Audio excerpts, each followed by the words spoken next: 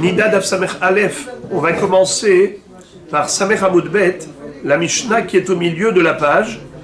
Shalosh Nashim, Shayu Yeshenot Bemita Ahat, Venimtsa Dam, Tahat Ahat Mehen, Kulam Temeot, Batka Ahat Men Venimtsa Temea, Hitmea Ushtem Teorot, Vetolot Zubazu, Vim Lo Ayu Reuim Lirot, Roim Otan Ki'ilu Hem Reuyot. Dans cette Mishnah, on va parler encore une fois d'un safek par rapport à plusieurs femmes. On a trouvé une tache de sang, mais on ne sait pas de qui elle provient. On a 3 femmes qui dorment dans le même lit. Shalosh Nashim, Shayu Yeshenot, Bemita Ahat. Venimtsa Dam, Tahat Ahat Men. C'est-à-dire, on trouve une tache de sang sous l'une d'entre elles. Alors il y a un grand lit, elles étaient en colonie de vacances, les 3 femmes dormaient sur le même lit, on trouve une tache de sang, peu importe sous laquelle on a trouvé, que ce soit sur celle de droite, ou celle de gauche, ou celle du milieu, elles sont toutes méhotes.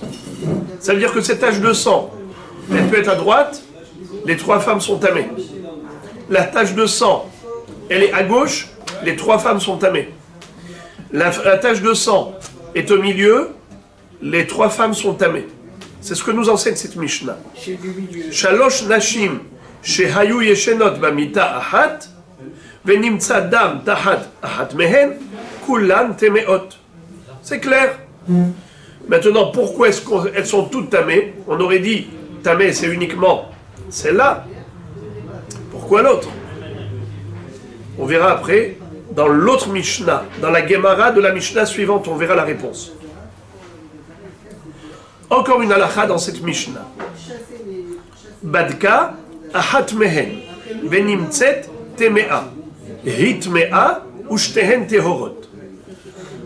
Si suite à la trouvaille de cette tache, il y en a une des 3 qui a fait la bdika, c'est-à-dire elle a pris un tissu, elle a introduit à l'intérieur du vagin et elle a trouvé qu'elle saignait. Alors, on attribuera à cette femme cette tache et on dira qu'en effet, c'est elle qui est à l'origine de cette tache puisque c'est elle qui a saigné. Les 2 autres, qu'est-ce qu'elles sont? Tehorot, elles sont pas nida. Mais c'est quand même bizarre qu'on ne précise pas la place de la femme. On va y arriver. J'ai dit que ça on verra dans la Gemara d'après. Batka ahat men venimtzet mea hitmea ushteen tehorot. Vetolot zu bazu. Qu'est-ce que ça veut dire vetolot zu bazu? Tolot zu bazu, ça veut dire que si par exemple, il y en a une parmi elles qui est me'oberet, et l'autre, elle n'est pas me'oberet. C'est-à-dire, il y en a une qui est enceinte, l'autre n'est pas enceinte. De ce fait, il y a une hazaka, qu'une femme enceinte ne saigne pas.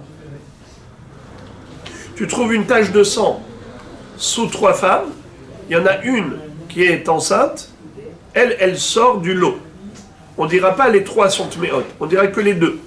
Elle est exempte, elle est exclue du problème. Pourquoi? Car entre les 2, il y a plus de probabilité que celle qui a régulièrement ses règles saigne, tandis que la femme enceinte qui pendant 9 mois ne saigne pas, elle, généralement, n'a pas de raison de saigner. Alors, tolot zu bazu. L'une accuse l'autre. Ça veut dire, l'une va inculper l'autre. Elle va dire, ah, c'est toi qui as saigné, pas moi. Dans la mesure où, en effet, il y en a une qui est enceinte et l'autre ne l'est pas. Veim lo ayu reuyim lirot. Maintenant, si les 3 elles étaient enceintes, Ro'im otam ki ilu em reuyot. Alors on considère comme si les trois n'étaient pas enceintes. Pourquoi? Elles sont du même niveau. Il n'y a pas de raison d'accuser l'une plus que l'autre. Alors, on revient à la case départ. Lorsqu'on ne sait pas d'où provient cet âge de sang, et on a trois femmes qui ont dormi ici, alors elles sont toutes impliquées, et les trois seront téméot. Les trois seront considérées nida, à cause de cet âge de sang que l'on a trouvé sur le lit. Et on ne sait pas d'où elle provient. Eh bien on dit, puisqu'on ne sait pas, elles sont toutes impliquées exactement comme dans l'histoire de la jupe prêtée. On avait vu dans la Mishnah précédente une femme qui a prêté une jupe à sa voisine et maintenant elle lui a rendu. Quand elle lui a rendu, elle a porté. Après ça, le soir, elle retire, elle voit une tache de sang. Elle a un doute. Est-ce que cette tache de sang provient d'elle ou provient de sa voisine? On avait dit que les deux étaient nida. Pareil ici. Quand on dit une femme enceinte, il n'y a pas qu'une femme enceinte, il y a pareil, une femme qui est ménopausée. Elle aussi, elle est sous les quêtes d'amim. Elle ne saigne pas pendant cette période. Ou bien une qui allait son bébé. Elle aussi. Par rapport à l'autre, l'autre est plus susceptible de saigner qu'elle. Ménika. Ou une petite. Ça veut dire que on va toujours juger en fonction de la logique. Et c'est ce qui nous permettra de nous aiguiller dans notre recherche. S'il n'y a aucune raison de faire une différence et de distinguer entre l'une et l'autre, alors elles sont à égalité, elles seront toutes méhotes, mais si on a une qui est sous les quêtes d'amim, eh bien elle sort du problème, elle sort du dilemme. Rabotaï, je vous invite à regarder le daf d'après, la Mishnah qui se situe à la première ligne de daf Samech Aleph. Shalosh nashim shehayu yeshenot bemita ahat venimtsa dam tahata emtsa'it kulam temeot tahata penimit שתיים הפנימיות טמאות והחיצונה טהורה. תחת החיצונה, שתיים החיצונות טמאות והפנימית טהורה. מתי? בזמן שעברו דרך מרגלות המיטה, אבל אם עברו דרך עליה, כולן טמאות. Alors, regardons, traduisons. Et là, évidemment, vous êtes en droit de vous étonner, parce que cette Mishnah donne l'impression de contredire celle qu'on vient de lire. Vous avez absolument raison. La Gemara va expliquer. Shalosh nashim, shehayu yeshenot bemita achat. Encore une fois, cette Mishnah nous parle d'un cas similaire. Nous avons trois femmes qui dorment dans le même lit, un grand lit. Venimtsa dam, et on a trouvé du sang. Tahata emtsa'it, sous celle qui dormait au milieu. Kulam temeot. Elles sont toutes impures. Pourquoi? Parce qu'il est très facile que l'une se rapproche de l'autre. Alors, que l'une se rapproche de l'autre, oui, mais que l'une se rapproche de la troisième, c'est improbable. D'accord? Donc, c'est pour ça que je dis que s'il y a lieu d'impliquer une autre, c'est celle qui est la plus proche d'elle. Alors, si c'est sous la femme qui dormait au milieu qu'on a trouvé une tache de sang, eh bien les trois sont impliqués. Pourquoi? Parce qu'il faut impliquer celle qui est à côté d'elle. C'est qui est à côté d'elle? Une à droite et une à gauche. Donc les trois sont méhot. C'est ce que nous a dit la Mishnah. Nimtzadam tahata emtsa'it, kulam temeot. Par contre, tahata penimit, shtaim apnimiot meot vachitzona tehora. Mais si on a trouvé du sang sous la femme qui était à l'intérieur, celle de l'intérieur et celle d'à côté d'elle, les deux pnimiot sont tmeot, mais la hitzona, elle est tehora. C'est quoi pnimit? C'est quoi hitzona? De quoi on parle? Alors imaginez-vous mes frères, vous avez un grand lit qui est posé à l'angle. Voyez-vous cette pièce? Imaginez-vous là-bas l'angle droit. Vous avez un grand lit au coin de la chambre. Un grand lit au coin de la chambre, dans l'angle droit. Maintenant, il y a deux façons comment monter sur le lit. Soit du côté, soit par le pied du lit. soit par les pieds du lit, n'est-ce pas? Chacune, imaginez-vous les trois, elles sont là. Allez, on dit, tenez-vous les trois, mettez-vous là, en face des pieds du lit. Montez sur le lit, djoup, chacune est montée de son côté, ça veut dire chacune est montée, et elle s'est allongée. Qu'est-ce que je vois ici? Trois personnes. Il y en a une qui est collée au mur, il y en a une qui est au milieu, et il y en a une qui est vers l'extérieur du lit. Et voilà qu'on a trouvé une tache de sang sous l'une d'entre elles. Alors imaginons qu'on a trouvé du sang sous celle qui était proche du mur, qu'on appelle pénimite, celle qui est à l'intérieur. Eh bien, elle est tméa, c'est sûr, mais même celle du milieu, qui est à côté d'elle. Mais celle qui est à l'extérieur totalement, elle est téhora. Je vous félicite parce que vous aurez dû exploser en hurlant. Mais on avait dit juste avant que les trois étaient tméot. Dans la Mishnah précédente, on a lu trois femmes qui dormaient. On avait dit comme ça, Shalosh Nashim, Shehayu Yeshenot Bemitachat, Benimtsa Dam Tachat, Achat Mehen, Kulam Temeot. On n'a pas distingué entre le sang sous celle du milieu ou bien sous celle du côté. On n'a pas parlé du tout de cela. On a donné une halakha générale, peu importe où se trouve la tache de sang, sous droite, gauche, milieu, Kulam Tmeot. Or ici, qu'est-ce qu'on est en train de faire? On est en train de distinguer. Et on te dit, attention, il n'y a que 2 femmes qui sont tméot sur 3. Pas les 3. Car que l'une s'approche de l'autre, ok, mais que la troisième s'approche de la première, c'est impossible. Alors, il n'y en a que 2 toujours qui sont tméot. Où tu as trouvé la tache? Sous celle qui est la pénimite, proche du mur? Eh bien, elle est tméa, et celle d'à côté, la emtsaït. Mais la chitzona, celle qui se trouve complètement vers l'extérieur, elle est théora. On continue.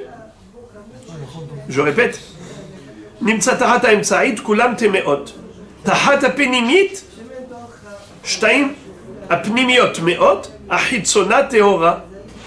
Tahata hitzona, si j'ai trouvé la tache de sang sous la femme qui se trouve vers l'extérieur, shtaim ahitzonot meot, pareil, les 2 extérieurs sont tméot, vers pénimit, théora, et celle qui est collée au mur, elle est pure. Bravo. La Mishnah précise, et Matai, quand est-ce qu'on dit que c'est comme ça? Bisman she'avru derech margelot amita, lorsqu'elles sont montées sur le lit par les pieds. Alors chacune a trouvé son itinéraire droit au but. Avalim avru derech aleha, mais s'ils sont montés par le lit, c'est-à-dire du côté du lit, pas par les pieds du lit, mais sont montées par le côté. Alors si elles sont montées par le côté, elles ont tout traversé le début du lit. Alors qu'est-ce qui va se passer? Alors on dit Kulam temeot.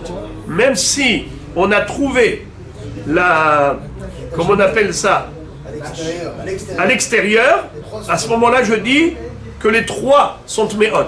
Si on a trouvé la tache à l'extérieur, alors kulam tméot. Je répète, si on trouve la tache à côté du mur, alors il n'y a que 2 qui sont tméot. Si on trouve la tache au milieu, les 3 sont tméot. Mais si on trouve la tache vers l'extérieur, alors dans ce cas-là, qu'est-ce qu'on dit? Ça dépend comment elles sont montées sur le lit. Si elles sont montées par les pieds, alors on dirait que les 2 dernières, que les 2 chitzonot, les 2 qui sont vers l'extérieur sont tamées. Mais si elles sont toutes montées par le côté du lit, par l'extérieur, alors les 3 sont impliquées. Car même la première qui est partie vers le mur, elle est passée par là. Alors il se peut qu'au moment où elle marchait à 4 pattes, elle a fait couler une tache de sang, une goutte de sang.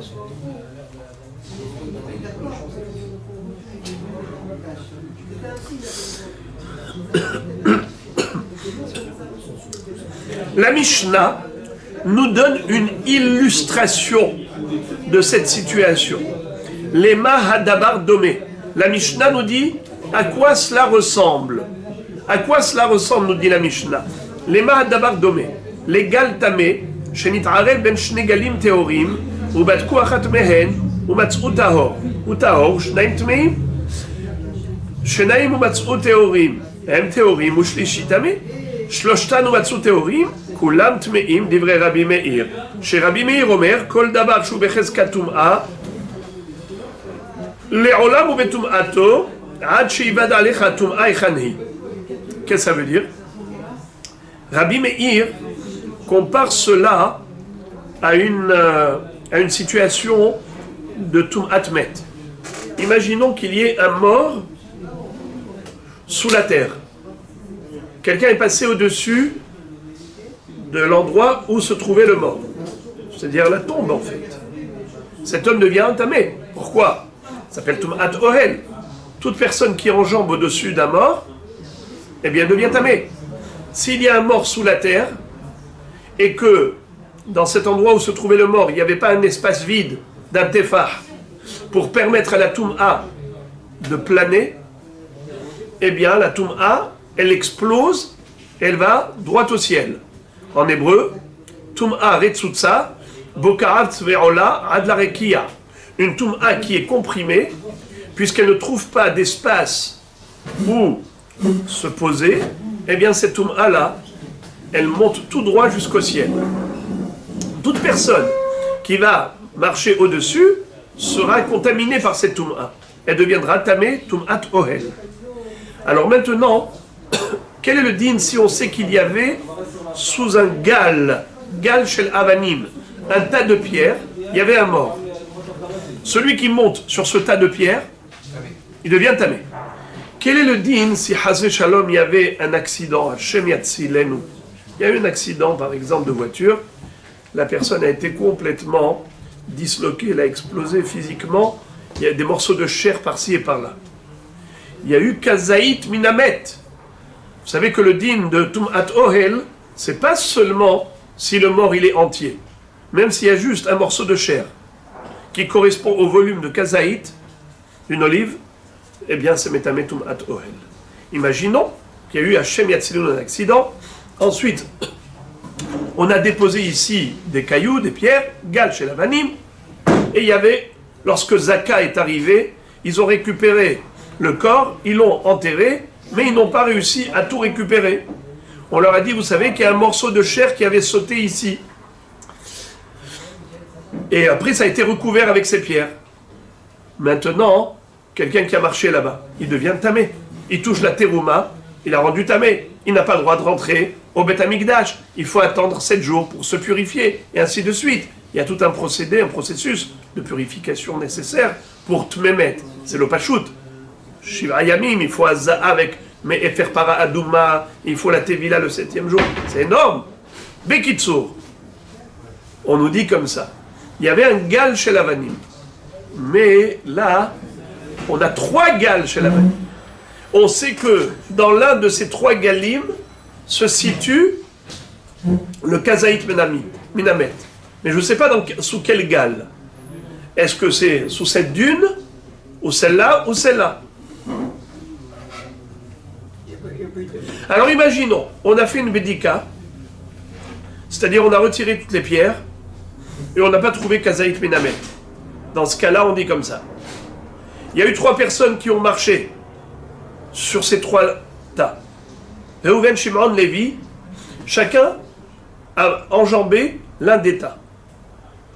Alors qu'est-ce qu'on dit? Celui qui a enjambé celui-ci, il est tahor. Celui qui a marché sur les 2 autres sont tmeim. Pourquoi? Car on a fait une bédika et on a trouvé que sous ce gal, il n'y avait rien. Tahor. On a fait l'abdika du 2e gal, on n'a rien trouvé. Qu'est-ce qu'on dit? Ces 2 galim sont théorim. Donc ces 2 messieurs sont restés purs. C'est celui qui a marché sur le 3e gal, c'est lui qui est certainement tamé. Écoutez Rabotai, restez assis. Dans la mesure où on a fait l'abdika du 3e gal et on n'a rien trouvé, Alors là, Rabotaï, qu'est-ce qu'on va dire? Les trois sont tamés rétroactivement. Parce que Rabbi Meir nous dit, étant donné qu'on le sait avec certitude, qu'il y avait un kazaït minamet ici, donc il doit se retrouver quelque part, c'est oula, oula, oula. Seulement, t'as pas trouvé? C'est que tu as mal cherché. Parce que c'est pas possible. Il s'est pas volatilisé, ce morceau. Donc il est quelque part. Donc avant, quand tu avais fait la bdika, je disais probablement, tu as fait une bonne bdika, donc il doit se retrouver certainement dans les autres galim. On a fait la bdika du deuxième gal, ok, les deux galim sont sortis du safek. Alors, je continue de présumer que le kazaït minamet se situe dans le troisième gal. Très bien. Mais si maintenant tu as fait une recherche, tu n'as pas trouvé, alors il s'avère qu'en réalité, tu as mal cherché. Tu as mal cherché, c'est pour ça que tu n'as pas trouvé. Donc où est-ce qu'il se situe? Retour à la case départ. Depuis le début, on avait un safek par rapport aux trois galim. On avait impliqué les trois galim. Et on avait dit que Reuven, Shimon, Lévi, chacun a marché sur un gal. Eh bien, les trois sont tamés. Parce que les trois sont concernés par le safek de Tum Atmet. Alors les trois sont tmeim. On avait voulu les tirer d'affaire. On avait voulu les tirer du pétrin en disant non, non, non, eux ne sont pas frappés de cette Toum'a. Pourquoi? Parce que eux, ils sont hors Safek. Donc nous avons ici, en effet, une règle selon Rabbi Meir, que lorsque le Safek frappe trois éléments, comme ici, les trois galim, ces trois tas de pierres, sont concernés par le Safek. Peut-être que le Met, le Kazaït Minamet, le morceau de chair du défunt, se retrouve soit sous cette dune, soit sous ce monticule, soit sous ce tas de pierres. Étant donné que les trois galim sont concernés par le dilemme, par le Safek, alors dans le doute, on considère que les trois hommes qui ont piétiné sur les trois monticules, les trois sont tamés, car les trois sont concernés par ce safek. Mais à partir du moment où on a procédé à une vérification, on a déblayé le chantier, on a retiré tous les cailloux du premier monticule, et on voit qu'il n'y a absolument rien, alors nous disons, eh bien nous avons la preuve du contraire. En effet, celui qui a marché sur ce gal est tahor. Si on procède à la vérification du deuxième monticule, et là encore on ne trouve rien, alors on va dire que le monsieur qui a marché sur ce gal est tahor. Qui est-ce qui est tamé misafek? C'est le troisième, et pas seulement misafek. Maintenant pour nous, c'est carrément vadaï, car il n'y a que ce monticule de terre qui reste en effet concerné par la Toum'a. Mais figurez-vous, nous dit Rabbi Meir, que si on a procédé à une vérification du troisième monticule, et là encore on n'a rien trouvé, alors ça remet en cause la vérification. Ça veut dire que, d'après Rabbi Meir, étant donné qu'on est certain qu'il y a une Toum'a, il y a un Kazaït Minamet, sous l'un des trois monticules, et que ce morceau ne s'est pas volatilisé, donc où est le problème? Pourquoi on ne l'a pas trouvé? C'est qu'on a mal cherché. Si on a mal cherché, donc c'est retour à la case départ. On a peut-être mal cherché dans le premier tas, peut-être mal cherché dans le deuxième tas, peut-être mal cherché dans le troisième tas. Donc les trois monticules sont à nouveau frappés de Toum'a, et les trois personnes qui ont marché sur ces trois monticules, les trois sont tamés misafek, car on ne sait pas sous lequel monticule de pierre se trouve le Kazaït Min Hamet. Alors Rabbi Meir, il compare cela aux trois femmes. Les trois femmes qui ont dormi sur le même lit. Et on a trouvé une tache de sang. Une tache de sang. Non, dans le cas où, comment on appelle ça? Elles sont montées toutes du côté de l'extérieur. Et on a trouvé là-bas la tache de l'extérieur. Donc les trois sont concernés. Mais maintenant, l'une des trois a fait une vérification. Et elle n'a rien trouvé. La deuxième, il y en a une qui a fait une vérification, elle a trouvé du sang. Alors s'il a trouvé du sang, donc c'est bon, les autres elles sont sorties d'affaire. Mais si les trois elles ont fait une vérification et aucune n'a du sang, alors dans ce cas-là, qu'est-ce que nous disons? Batkush loshtan ou matz'u tehorot kulan temeot. Les trois ont procédé à une bédika. Les trois femmes ont fait une vérification. Aucune d'entre elles n'a trouvé du sang en elles. Alors la question revient à la case départ, à savoir de laquelle d'entre elles provient cette goutte de sang. 1, 2, 3. Alors, qu'est-ce qu'on dit? Les trois. Puisque ça peut provenir de, on ne sait pas de qui, eh bien les trois sont concernés et frappés par le même safek. Alors maintenant, les amis, Rabbi Meir nous a donné une illustration. Nahon, c'est clair. Maintenant, regardez la fin de la Mishnah. Hachamim disent, Hachamim omrim, bodek ad shemagia le sela ou le betula. Qu'est-ce que ça veut dire? Rabbi Meir dit, ma pitom, il n'y a pas de raisonnement comme ça. Ça n'existe pas. Tu fais une vérification. Tu as des yeux pour voir? Eh bien, sers-toi de tes yeux. Vérifie. Tu as un safek, tu as un doute.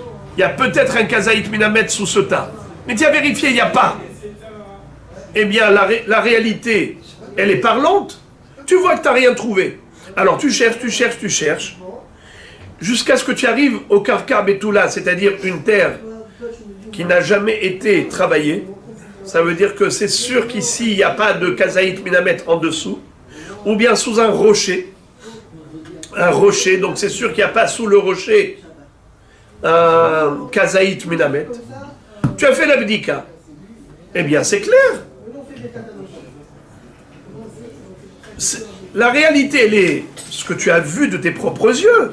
Tu as fait une vérification, tu n'as pas trouvé ici. Eh bien, sous ce tas, il n'y a pas de Touma.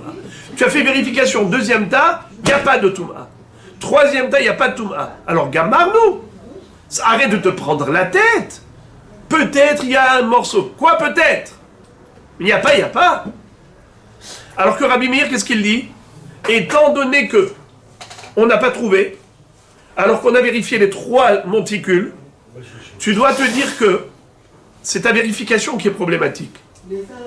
Car le morceau ne va pas se volatiliser. Alors, puisque tu ne sais pas où se trouve le morceau, les trois monticules sont frappés de Toum'a. La même chose. Les trois femmes ont fait une vérification, elles n'ont pas trouvé de sang. Eh bien, il y a un problème. On ne sait pas où est-ce qu'il est. Mais ce qui est sûr, c'est que cette tache de sang provient de quelqu'un. Eh bien, c'est pour ça que les trois sont méhotes. Regardez ça, maintenant dans la Gemara, des questions que vous êtes posées tout à l'heure, et je vous avais dit qu'elles étaient légitimes. Gemara, Maishna Recha de l'homme afflig ou Maishna Sefa de Kam afflig. C'est-à-dire, pourquoi est-ce que dans la Mishnah précédente, on a dit qu'il n'y avait que deux femmes qui étaient concernées par le problème? Pardon, excusez-moi. Dans la première Mishnah, on avait dit que les trois femmes étaient concernées par le problème. Et ici, il n'y a que deux femmes. Si elles sont montées sur le lit, par les pieds du lit, alors qu'est-ce qu'on a dit? Il n'y a que deux femmes. C'est-à-dire celle sous laquelle on a trouvé la tache de sang, et celle qui est à côté d'elle. Mais la troisième, non. Alors que dans la Mishnah précédente, on avait dit les trois sont méhotes. Quelle différence? Réponse.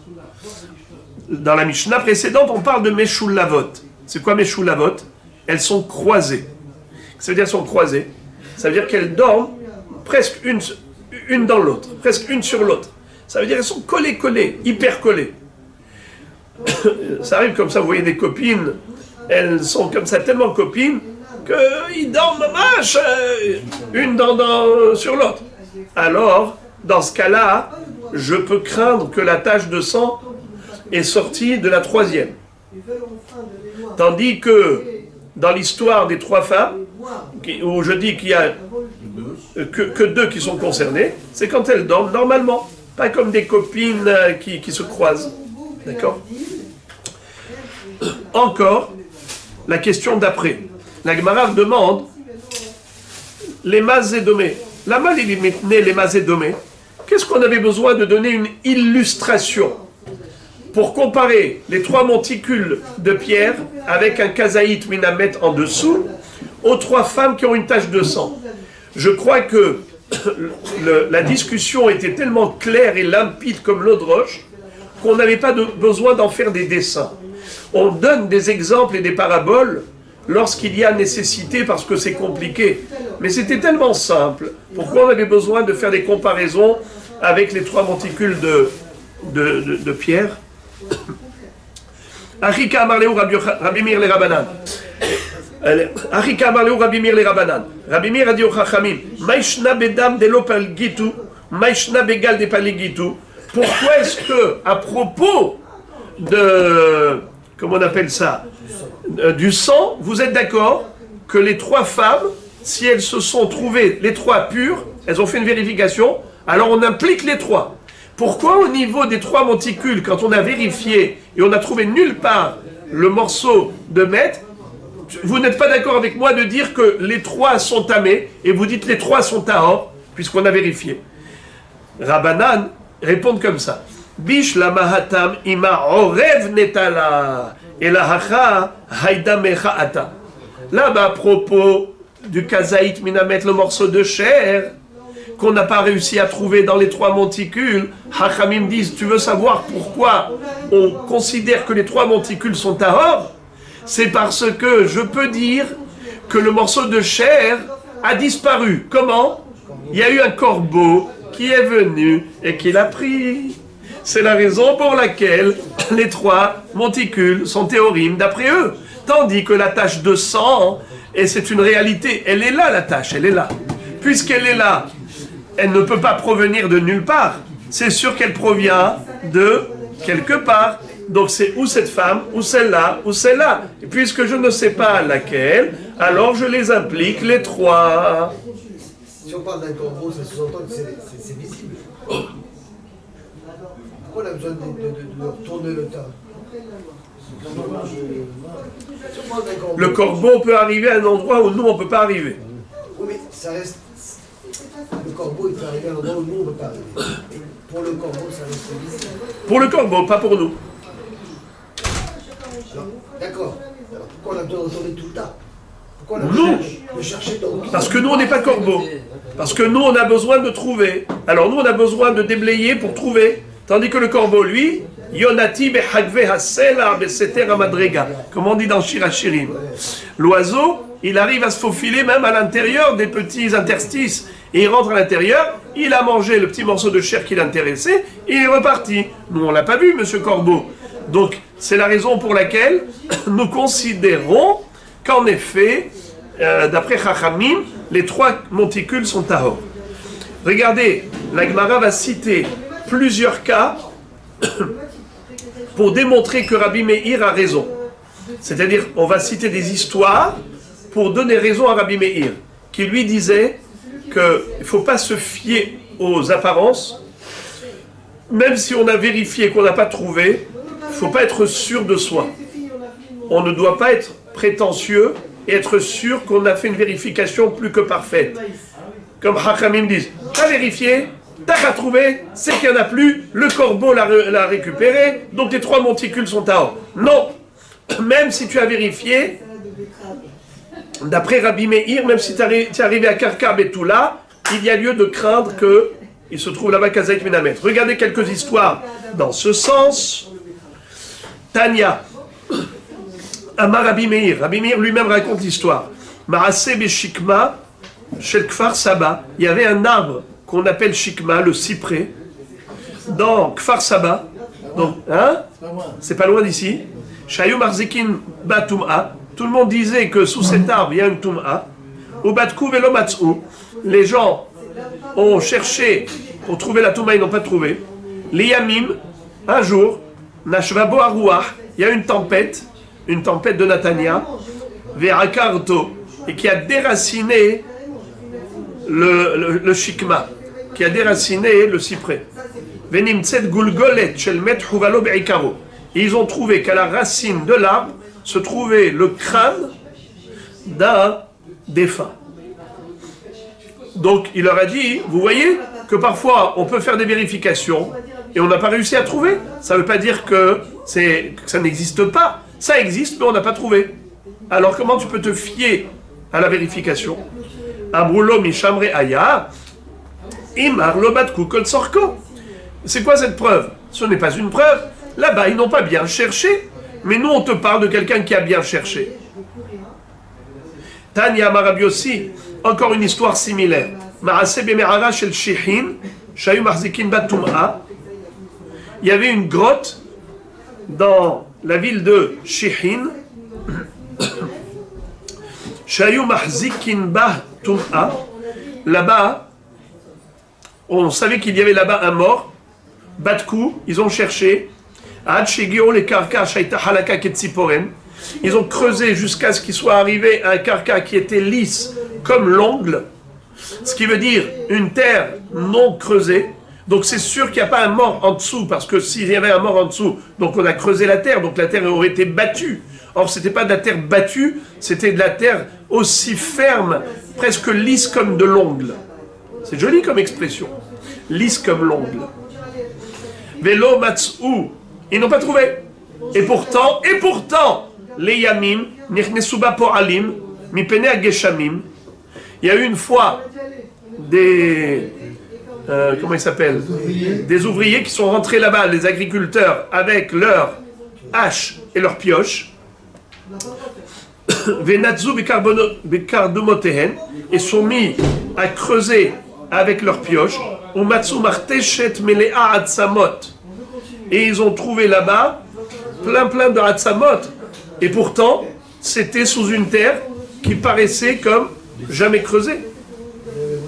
Alors, Abroulo Mishamre Aya, Imar Lobatku Kol Sorko. Ça, c'est une preuve. Ce n'est pas une preuve. Là encore, je peux dire que les prédécesseurs n'avaient pas creusé suffisamment. Encore une histoire similaire. Tanya Abasha Oulomer.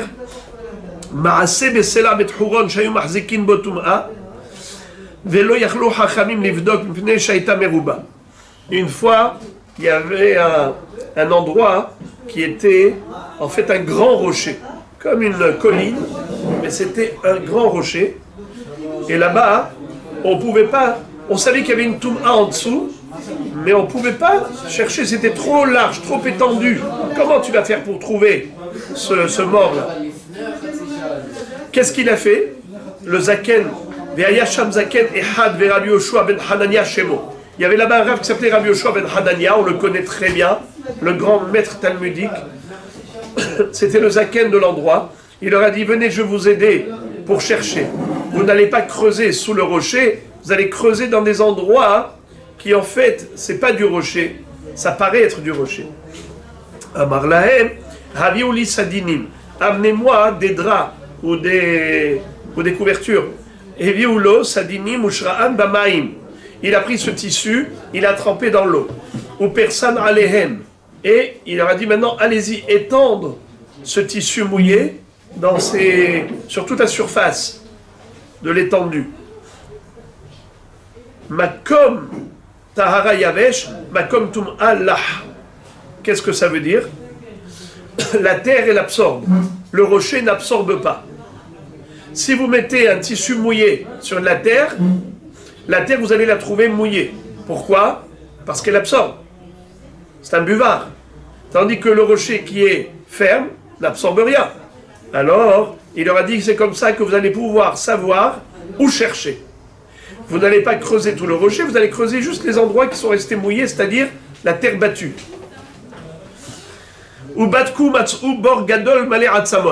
Et ils ont creusé dans un de ces endroits qui était mouillé, et en effet, ils ont fini par trouver l'endroit qui était plein de Hatsamot. Et pourtant, voyez-vous, qu'au début, de prime abord, ça paraissait être un grand rocher. Et c'est faux. Il y a un endroit qui était de la terre battue, et en dessous, il y avait une fosse commune de morts. Il y avait dedans des morts. Et c'était qui ces morts? Figurez-vous. Tana, hu abor, shemile Ishmael ben Netanya halalim. Hashem yatzilenu. C'était la fosse commune où se sont retrouvés tous les les cadavres des gens qui ont été tués par Ishmael ben Nathania. Vous savez c'est qui celui-là? C'est l'assassin de Gedalia ben Ahikam. Ishmael ben Nathania a tué Gedalia ben Ahikam, qui était le dirigeant d'Israël après la destruction du premier temple, lorsque Nebuchadnezzar avait laissé 6000 juifs en Eretz Israël sous la direction de Gedalia ben Ahikam le tzaddik. Il y avait quelqu'un qui était venu pour raconter à Gedalia ben Ahikam: sache que Ishmael ben Nathania veut te tuer. Il était incité par les goïms voisins et fais attention. Et lui il a dit non, je n'y crois pas. Chasvé Shalom, c'est du Lachon Hara, je n'y crois pas. Sheker atadover, c'est du mensonge. Eh bien finalement il s'est fait tuer. Écoutez ce que la Gemara nous dit à ce propos. Dirti ve'abor asher ishlich sham Ishmael et kol pigre ha'anashim asher ika beyad Gedalia. La fosse commune où Ishmael a jeté là-bas tous les cadavres des personnes qui ont été tuées par Gedalia. La Gemara demande Vechi Gedalia haragan, est-ce que c'est Gedalia qui les a tués? Ve'alo Ishmael haragan, mais c'est Ishmael qui les a tués. Et là mitor shayalo lahush et atzat Yohanan ben Korach velohash ma'ale alav akatuv kilu haragan. Quand Yohanan, fils de Korach, c'est pas le même Korach que vous connaissez, un autre, bien plus tard, Yohanan ben Korach était venu juste avant. Il a averti Gedalia ben Ahikam. Il a dit: sache que Ishmael ben Netanya complote de te tuer. Et quand Ishmael ben Netanya est venu, cet hypocrite, et il a fait semblant d'être le copain et l'ami de Gedalia ben Ahikam, il a dit: j'ai envie de manger avec toi un repas ensemble avec tes hommes et mes hommes et tout ça. Eh bien figurez-vous que pendant ce repas, il a pris par surprise. Ils sont mis à les tuer, à tort et à travers, pendant ce repas soi-disant d'amitié. Rabotaï, écoutez quelque chose ici, c'est incroyable. La Gemara nous dit: Amarava, Hailish Nabisha, Afalkab del Kaboul elo mib'e, Mihash leh mib'e. Bien que le Lachon Hara c'est interdit, on ne doit pas accepter le Lachon Hara, c'est vrai. Mais si quelqu'un vous met en garde et vous dit: attention, celui-là il va vous faire du mal, il ne faut pas le croire à 100%, il ne faut pas prendre ça comme argent comptant, mais il faut tout de même se méfier, prendre cela au moins pour se protéger. Ça veut dire que tu ne dois pas agir contre l'autre, mais tu dois te méfier par rapport à toi, te protéger, te préserver. Je répète, ne crois pas au Lachon Hara pour faire du mal à l'autre, mais crois au Lachon Hara pour te préserver et te protéger à toi. Et puisque Gedalia ben Ahikam n'a pas protégé ses hommes, il est considéré comme l'auteur du crime, car il aurait dû préserver et protéger ses hommes des mains de Ishmael, comme si Gedalia c'est lui qui les a tués.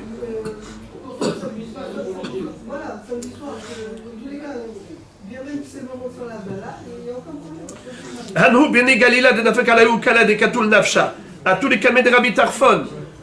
Il y avait une fois des gens de Galilée qui sont venus voir Rabbi Tarfon et il leur a dit, ils lui ont dit: s'il te plaît, cache-nous, parce que le gouvernement veut nous punir, le gouvernement veut nous tuer. Alors, et pourquoi? Parce qu'ils ont été accusés de crimes. Alors eux, ils ont dit: c'est pas vrai, on n'est pas des criminels. À tous les camés de Rabbi Tarfon, Amroulé litmeri nanmar, Amarleu echina abid. Il a dit: qu'est-ce que je fais maintenant? Si je ne vous cache pas, ils vont vous attraper, ils vont vous tuer. Et si je vous cache,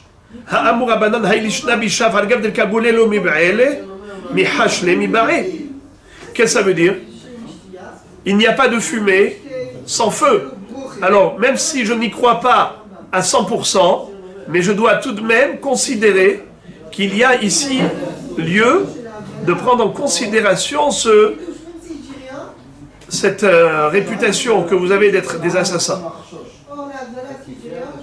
Alors il leur a dit: Zilou atun tamrou nafshayhu. Moi je ne vais pas vous cacher, allez-y vous cachez tout seul.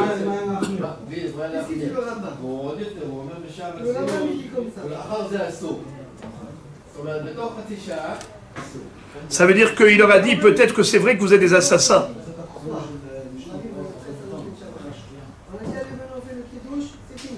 Regardez la suite. Vayomer Hashem el Moshe al Tira. Hashem a dit à Moshe Rabbeinu, n'aie pas peur. De qui? De Og. Al Tira Auto, n'aie pas peur de Og, Melech HaBashan. Le géant Og. Vayomer Hashem el Moshe al Tira. Mirde Sihon ve'Og ahi havu. Puisque Sihon Melech HaEmori et Og Melech HaBashan, c'était deux frères. Les deux étaient des enfants. De qui ils étaient? Les enfants de qui? Regardez Rachidi. Bene, Ahia, Sheba, Misham Hazai ve'Azael, Shne Malachim, Shiardu, Bedor Enosh. Ça veut dire que ils étaient les descendants des Malachim qui étaient venus pendant la période du déluge et qui avaient épousé des femmes humaines. Et ça a donné naissance à des géants. Parce que ces Malachim ont pris une forme de corps physique. Alors qui est né de ça? Sihon et Og. Alors, question, puisqu'ils étaient les deux frères, Ahiyavu de Amar Mor, Sihon et Og, Bnei Ahiya bar Sham Hazai Havu, Maïshna Merog de Kamistafé, ou Maïshna Misihon de Lo Kamistafé. La Gemara demande pourquoi Moshe Rabbeinu, il a eu peur de Og Melech HaBashan, il n'a pas eu peur de Sihon Melech HaEmori. Pourtant, c'était deux géants équivalents. Sihon Melech HaEmori, il a tué. Moshe Rabbeinu a tué Sihon Melech HaEmori. Et quand il a vu Og Melech HaBashan, il a eu peur. Et je lui dit, n'aie pas peur. Altira Auto. Je vais te le livrer à lui aussi. Verasitalo Kacher Asital et Sihon Melech HaEmori. Tu lui ferais comme tu as fait à son frère. Alors pourquoi il avait peur? Amar Rabbi Yochanan, Amar Rabbi Shimon bar Yochai, Mitshuvato shel Oto Tzadik, Ata yoder ma'aya belibo. Du fait qu'Akshbaruch il a dit à Moshe Rabbeinu n'aie pas peur, de là tu comprends que dans son cœur il avait peur. Pourquoi? Amar, Shema ta'amod lo zechut shel Avraham Avinu, shenemar vayavo apalit, vayaged le Avraham ha'ivri, ve'amar Rabbi Yochanan, zerog shepalat midor hamaboul. Qu'est-ce que ça veut dire? En effet, la raison pour laquelle Moshe Rabbeinu a eu peur, ce n'est pas par rapport à son physique gigantesque. La preuve, c'est que son frère qui était tout aussi géant que Og, il n'a pas eu peur de lui. Directement, il a été attaqué. Pourquoi? Parce que Moshe Rabbeinu sait que les guerres qu'il va mener, c'est pas une œuvre humaine. Ce n'est pas une œuvre humaine. C'est tout simplement une action divine. La conquête d'Eretz Israël par Am Israël, ce n'était pas du tout humain. Akadosh Baruch Hu était là pour transmettre Eretz Israël au Am Israël. De ce fait, il n'y avait aucune raison d'avoir peur. Toutes les guerres menées par le peuple juif durant la conquête, c'était par Akadosh Baruch Hu. Alors, Moshe Rabbeinu n'a pas peur du géant Sihon Melech HaEmori. Pourquoi a-t-il peur de Og Melech HaBashan? Parce qu'il dit Og Melech HaBashan, c'est un homme qui, lui, était accompagné d'un mérite extraordinaire. Lequel? C'est que, au moment où Lot, le neveu d'Abraham, avait été pris en otage, alors, il y a quelqu'un qui vient dire à tonton, Abraham Avinu, tu sais, ton neveu, il est prisonnier de guerre. C'était qui est venu le lui dire? Og Melech HaBashan, Vayavo Apalit, Vayaged le Abraham Ivri, qui nishba ahiv. Pourquoi Og Melech HaBashan est venu lui dire? Vous savez pourquoi? Parce qu'il savait qu'Abraham n'allait pas rester indifférent, insensible, qu'il allait partir en guerre. Et résultat des courses, qu'est-ce qui allait se passer? Abraham allait se faire tuer. Et quand il allait se faire tuer, qu'est-ce qu'il allait pouvoir faire, Abraham? Og Melech HaBashan, épouser Sarah, la femme d'Abraham. Alors, ce géant qui convoitait la beauté de Sarah, eh bien, il va rendre service après tout à Abraham. On voit qu'un homme qui a rendu service à un tzaddik, son zéchout est tellement grand que même si son intention était maléfique, malgré tout, Akadosh Baruch Hu ne l'a pas privé de la récompense qu'il lui a donnée. Quelle récompense?